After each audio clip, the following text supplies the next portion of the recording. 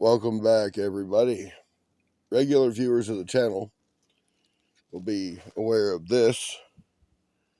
The Glock 21 45 ACP, 13 round magazine, full size, duty piece, and combat handgun. Tip top weapon. A little large for some folks. I like it. Fits my hand pretty good. Never mind, it's identifying as a Pontiac Superbird at the moment. We also have the Glock 19, which most of you should be familiar with. If you're not, this is one of the most prevalent handguns in the world for military, police service, and civilian use. This one's a little worse for wear, but came by it honest, I'm told. When you think 45, you think a good size handgun. Putting it in this size of a handgun brings challenges. And a number of things. The Glock 36 is a good example. Very small, comparatively. Not much bigger than this as far as width. But in the years since its introduction, there have been a few more people that got into the market of making somewhat compact polymer frame 45 ACP pistols. Some of you may be big fans of that. I've shot the G36 and I've shot the G30. I like them both. I prefer the G36 between the two just because it's a little easier to conceal. But there is another.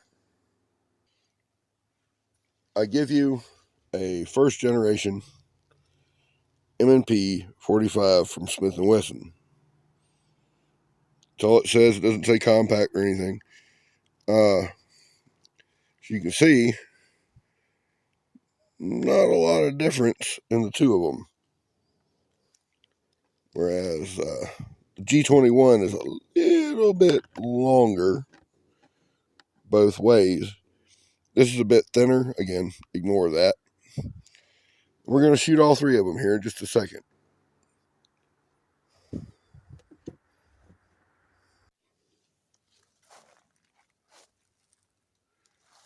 We'll begin with my Gen 4 G19.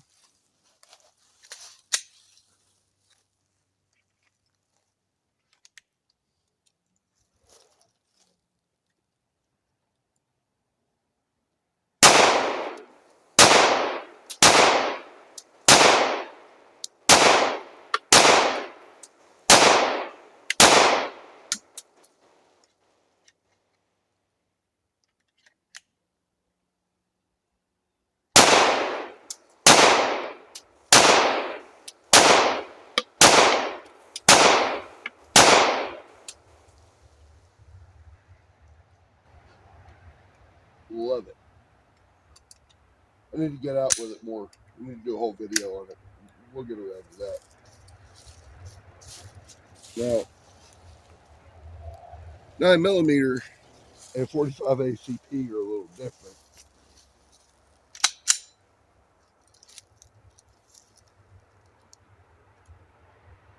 I am just using the iron.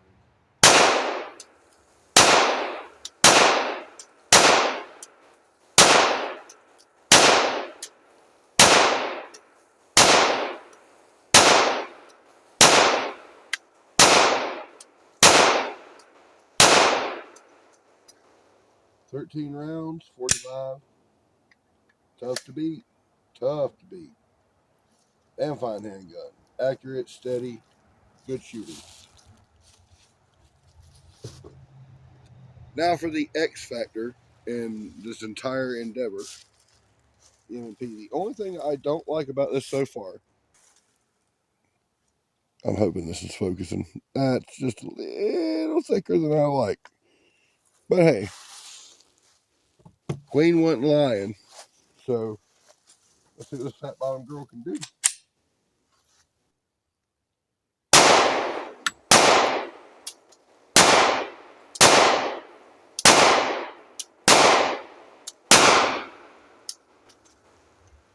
kind of dig that. Not gonna lie. Not my piece, so I showed it. It's all right. We'll see. I don't mind that trigger. I'm used to the Smith and Wesson Sigmas. My first polymer frame handguns were Sigmas. I had a couple of them.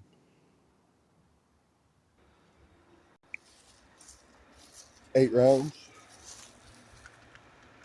There's one ball round in this, and the rest is all hollow points.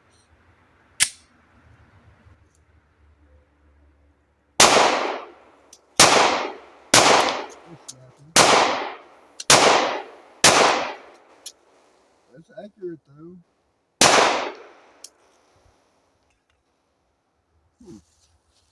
Not bad. Not bad at all. It's fairly important to acclimate yourself to as many different firearms as you can. Seriously. You never know what you're going to have to pick up at any given moment. Yours might go down. You might find something laying around in a bad situation. It helps to know how to use them. There's nothing right there for me to grip. I have to just two-handed muscle it. Oh, switch.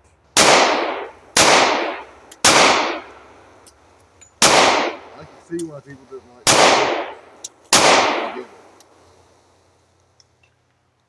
We'll look at that in just a second before I load up the next mag. All right, we're gonna shut the slide. I want you to look. Here we have our hinge trigger, like the old Sigmas. All right, you pull a little bit of sponge, and then there's your wall. Right? See,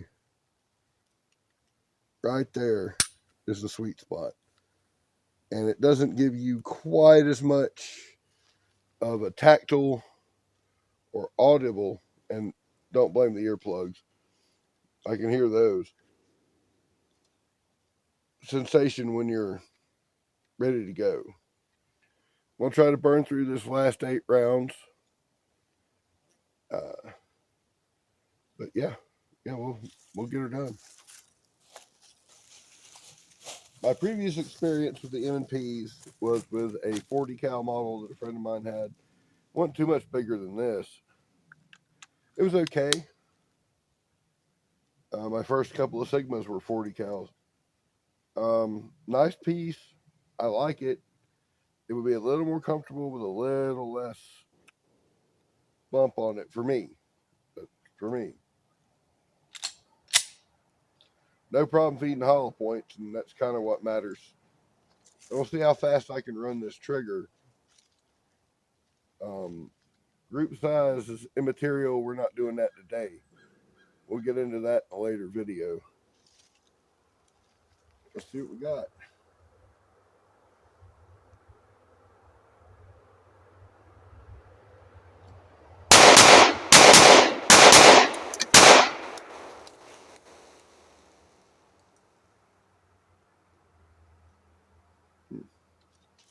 Not bad.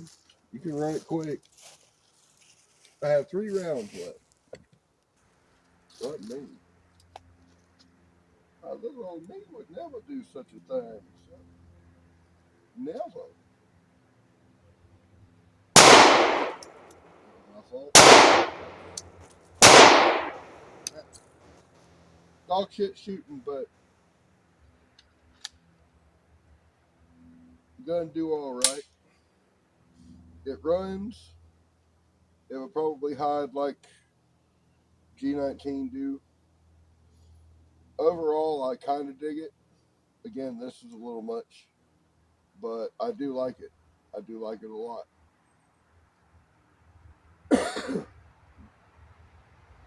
Later models have better triggers, a little more feedback for the user. I mean, I don't know what they go for, but I like it. So, verdict of the first shots analysis. The M&P 45, I'm going to call it a compact. Don't call it a compact. Uh, is a fine little pistol. I dig it. You could do a lot worse than anything beats throwing rocks, but I kind of dig it. It's not half bad. Like I said, though, that's a little intrusive into my hand. For contrast, G21 just fits and sits, and it's right there, rock solid. Whereas this kind of, it's wanting to force itself around in my hand. And if I had to choose, I'd go with what I got.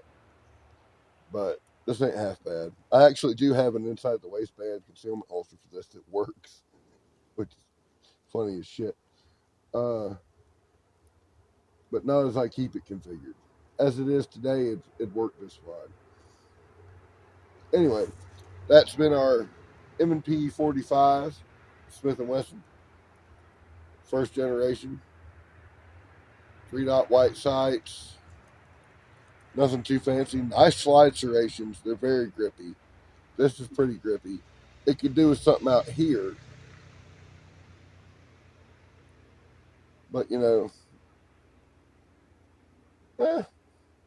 ain't half bad. With a little bit of practice, I could probably do a lot better with it. It's been a long day. We'll get back out here with some other hands and some other people some other brains and eyeballs that can probably do a lot better work with it than I can. And we'll let you know how it goes. Be seeing you.